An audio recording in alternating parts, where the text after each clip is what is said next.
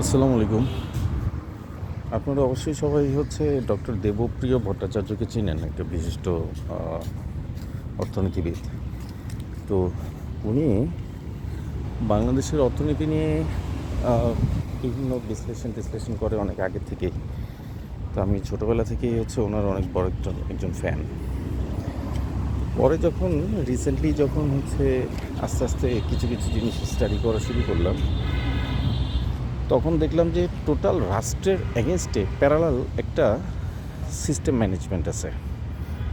হ্যাঁ, এবং এই ম্যানেজমেন্ট সিস্টেমটা সম্পূর্ণ রাষ্ট্রের এগেনস্টে স্টেপ বাই স্টেপ এক একজন এক একটা লেভেলে কাজ করে। এটা হচ্ছে বাংলাদেশের অ্যাকচুয়াল অবস্থা।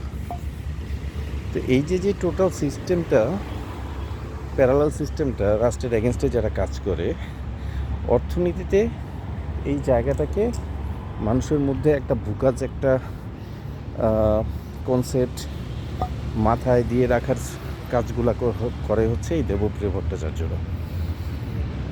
তো এইটা আমি যখন প্রথম জানছি বা প্রথম যখন ফিল করছি, তখন আমার কাছে খুবই অবাক লাগছে, খুব হতাশও হয়েছে। কিন্তু আসলে বর্তমানে অবস্থাটা অ্যাকচুয়ালি এটাই। উনি রিসেন্টলি একটা স্টেটমেন্ট দিছে, সেটা অন্তর্বর্তীকালীন সরকার নাকি ঋণের যে ব্যাপারটা, রাষ্ট্রীয় ঋণ যেটা আছে, সেটা নাকি খুব নাজুক অবস্থা রেখে গেছে। তো এইগুলো যদি শুনি এখন, তাহলে ইচ্ছা করবে না যে জুতাটা খুলে মারি কতক্ষণ। তো তোমার আগের পীর যারা ছিল, তো ক্ষমতাচ্যুত হয়ে যারা ইন্ডিয়াতে চলে গেছে, তারা কি খুব ভালো অবস্থানে রেখে গেছিলো? তখন তুমি এই স্টেটমেন্ট দিতে পারো নাই কেন?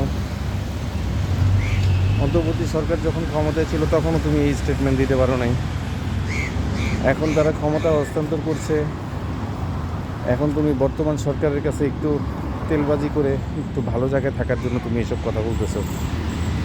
তো নাজুক অবস্থায় রেখে গেছে। তো উনি যেই পরিমাণ রিজার্ভ রেখে গেছে, আগামী 6 মাস পরে এই রিজার্ভটা কী হয়, কোন পর্যায়ে থাকে, সেটাও তো দেখতে হবে। আগের সরকার যখন উল্টাপাল্টা রিপোর্ট দিত, তখন তোমরা কইয়াছিলা। তো এরা টোটাল রাষ্ট্রীয় শত্রু, এবং ফ্যাসিবাদী শক্তি যখন তৈরি হয় দেশে, এরাই বেসিক্যালি এটাকে মদত দেয় পিছন থেকে।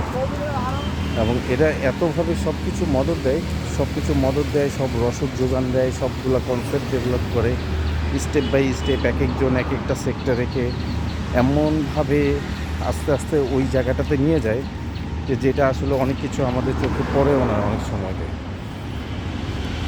তো এগুলোর মুখে একটু কষ্টিক দেওয়া দরকার। যদি অ্যাকচুয়াল উচিত কথা যদি বলতে পারো, ন্যায় কথা যদি বলতে পারো, তাহলে বইলো।